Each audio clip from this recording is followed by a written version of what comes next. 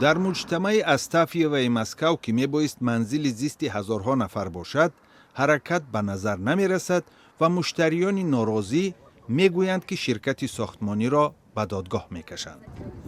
نیکولای نیکولایویچ صمیمانه بگوید التماس دروغ نگوید، بگوید کی ساختمان بخش 12 بینا انجام مییابد، کی کلید خانه ها را میدهید، اکتبر، نوامبر یا بروقتر؟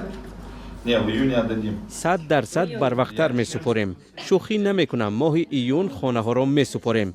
بله، سپردن منزل ها را ماه ایون شروع می کنیم.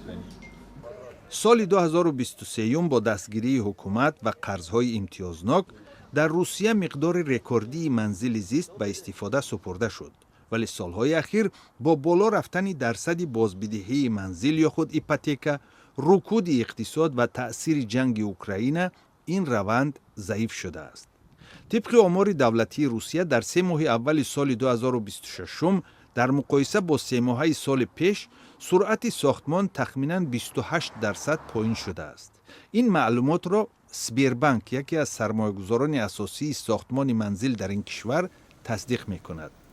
همصحبت خبرگزاری ریترز میگوید سلسله میانه‌روها ساختمانچیان را فریب می‌کند، با آنها پول نمی‌دهد و در نتیجه کار به عقب می‌افتد. نظارت نیست. ما پنهانی به ساختمان ها رفته وضع را با چشم خود میبینیم و با کارگران صحبت میکنیم. بیناکاران به ما میگویند که شرکت های کاردهنده پول نمیدهند. در نتیجه کارگرانی خشمگین به اصطلاح عبای یا زردیواری را میکنند و بیناها را به حاجتخانه تبدیل داده ساختمان را ترک میکنند. در جواب خطی به خبرگزاری ریترز، شرکت ساختمانی سمالیات تأخیر را اعتراف نموده خاطرنشان کرده است که از 6 لایحه 3 تا تکمیل شده و در ماه‌های آینده 3 لایحه باقی مانده نیز تکمیل می شوند. در سال 2023 و 2024 یارانه‌های دولتی و فایز پست بازبدهی قرضها امکان داده بود شرکت سمالیات که از بزرگترین بناکاران روسیه به شمار می رود فایده نظررس به دست دارد.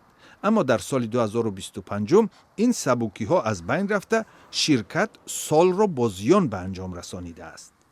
سمالیات در ماه فوریه با قرض دهندگان به موافقت رسید که پول را دیرتر برمیگرداند.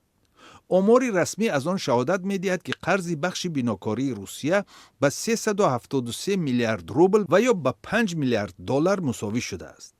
خبرگزاری ریا نوستی از نقل وزیر ساختمان این کشور اقتباس آورده است که بخش بناکاری و ساحه‌های مربوط با آن در سال 2025 13% مجموع محصولات ملی روسیه را ترتیب داده است.